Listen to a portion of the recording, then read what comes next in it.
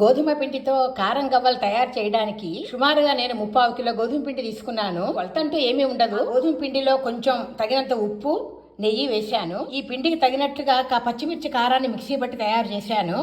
ఎండుమిర్చి కారంతో కూడా తయారు చేసుకోవచ్చు. చపాతీ పిండి కలపడం అయింది. బాల్స్ రెడీ చేసుకుందాం.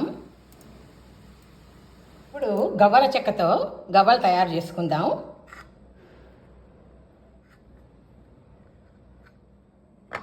ముందుగా కొద్దిగా పిండి తీసుకొని మాత్రమే చేశాను. ఇప్పుడు వీటిల్ని నూనెలో మనం గోల్డ్ కలర్ వచ్చేంత వరకు వేయించుకుందాం. చక్కటి గోల్డ్ కలర్లో వేగాయి. స్టవ్ ఆఫ్ చేసి వేరే ప్లేట్లోకి తీసుకుందాం.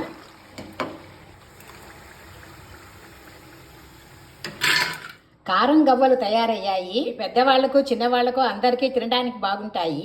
ముఖ్యంగా తీపి తినని వాళ్ళకి ఇవి మరీ బాగుంటాయి. ఇవి తినడానికి మరీ ఇష్టపడతారు.